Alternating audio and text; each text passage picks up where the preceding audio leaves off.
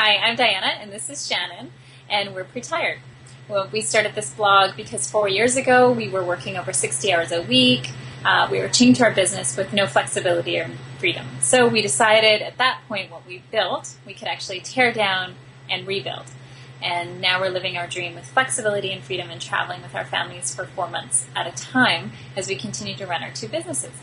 And today we're going to finish off our talk on the 5 fears that people have from working from anywhere. So we're going to share our experience with the last fear and talk to you about tips for safe traveling.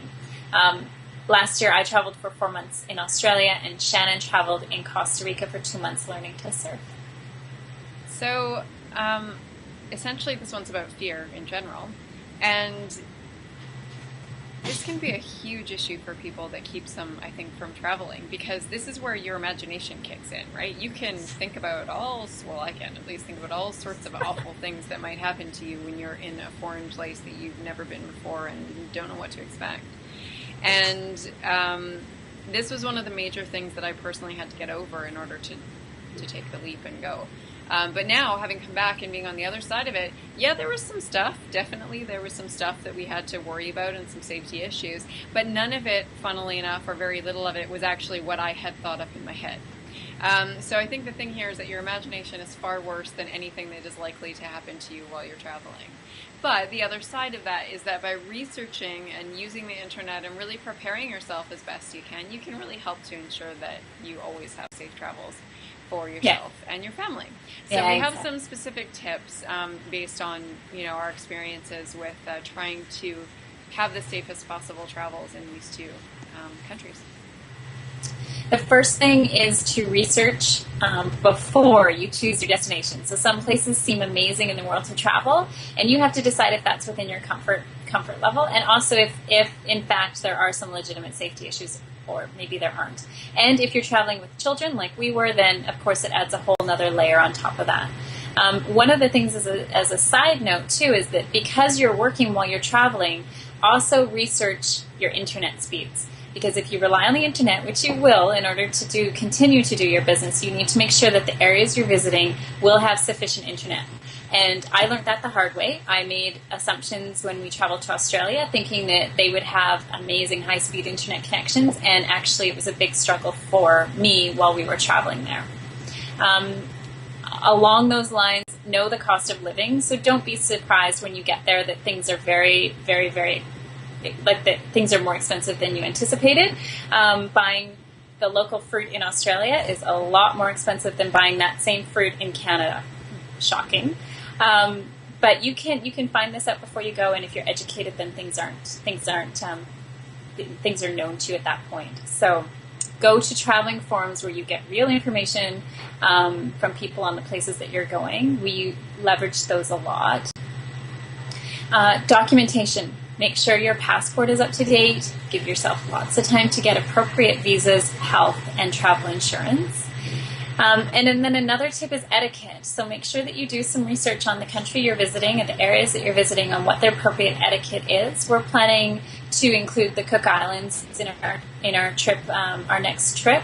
And there's actually some interesting etiquette responsibilities of the women and swimwear and how you cover yourself up that I actually wouldn't have even considered, but doing the research we found out. So Shannon, I think you've got a few more. I do, and just going back to your point about health actually pinged for me with this. Know what you need to do in terms of vaccinations and shots and elective things that you can get done as well. For instance, our doctor suggested this treatment for cholera and traveler's diarrhea, and Brett and I, my husband, have taken it every single time we've traveled, and we've never had an issue. Not once have we had an issue with our stomachs in Thailand and Costa Rica and Mexico, a bunch of different places. So know what your options are, and especially with kids, this is kind of a hard one because you have to decide, what you want to participate in and what you don't in terms of vaccinations. It's like a whole other conversation about that, which we all know make the decision that's right for you. Yeah. Difficult one to begin with, but worth it because you don't want to get there and then get something awful. So speaking of kids, being prepared for your kids is probably the most obviously essential thing. So things you might not think of, like we knew we had to bring a car seat to Costa Rica because we were renting cars, and our research told us that A, car seats weren't really readily available, and B, if they were awful and probably not that safe.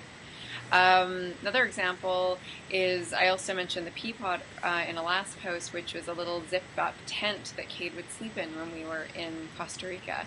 And it gave me great peace of mind, and for good reason, I might add, because I could know that no critters were falling in with him. And this was a fear that was founded because within the 2 months, and we stayed at some pretty nice places, we encountered massive spiders, various creepy bugs like cockroaches, a scorpion in a bed, a boa constrictor outside on the deck trying to get into our house. You did? I didn't know that. Oh, yeah. Yeah, that was a fun night. Oh, and then at this point, we had this crazy thing where these land crabs, thousands of land crabs came down this hillside, and so then we had crabs in our house as well. Which is awesome. They were little. They were like yay big, and they were very cute. But still, a crab in your bathroom is going to freak you out a little bit. So anyway, preparation, knowing where you're going and what the surroundings are going to be like, and then protecting your kids against that. So there are some, I think, common safety issues that we came up with that actually are applicable to probably most international travel. So one is don't drive after dark. For us in Costa Rica, this meant that you might get mugged or robbed. For Diana, it meant not hitting the kangaroos. So context, but still, same tip. Diana, you had a couple of others yes. as well. In terms of researching places where we would stay, because we stayed at 22 different places on our trip, things that we were uncomfortable with were stairs because they were the very, very steep stairs. So making sure that if a place said that it was, it had an extra area that you knew where you knew the stairs. Patios were a big thing for us, making sure that they were safe and our comfort level with those. And pools, for us, actually, pools were not an issue because Australia was very, very regulated. But Shannon, I think you had a different experience with pools. It was absolutely the opposite in Costa Rica. So luckily, I just booked this just in case, but we could not stay anywhere where there was a pool accessible from the unit that we were staying in, i.e. on the same level or anything like that, because there's no such thing as a gate to a pool in Costa Rica. And it's a huge hazard, huge. And that brings me to water in general, because I think that was probably the biggest hazard that we had on the Costa Rica trip was water in general. So pools, but also beaches. Where we were with the beaches that we were at, there was a lot of undertow, and bringing a life preserver for your kids if they're going to be spending a lot of times on beaches would be something that I would really highly recommend as well, just for your peace of mind. They'll get used to it, they won't mind it, and you know that if something happens and they get swept out there, that everything's probably going to be okay. Exactly, yeah. So these are tips before you go and preparing yourself before you go. When you're there, talk to the locals that you meet. Wherever you meet them, just try to engage in conversation because you learn so much about locals. This one mom on the beach that I met told me about wild camels. Had I seen the wild camels in Australia? And I'm like, no, you don't have such a thing, do you? And actually there's a number of wild camels in Australia because we had this information, we knew about it, and when we did in fact come across them, and it was really cool. And of course, just learning about practical things like free Wi-Fi spots and the most beautiful beaches in the world, things like that. So learn about the local laws. Took us many months and a parking ticket or two to figure out what actually the parking times were in certain zones. We had no idea. We thought a 3P actually meant 3 hours, and it actually meant half an hour. So anyway, and culture. Embrace your new culture while you're there, because this is an unbelievable experience to see somewhere new with your family. So embrace it and enjoy it. And be safe. So thanks, everyone. We'll catch you next time. Thanks, everybody. Bye.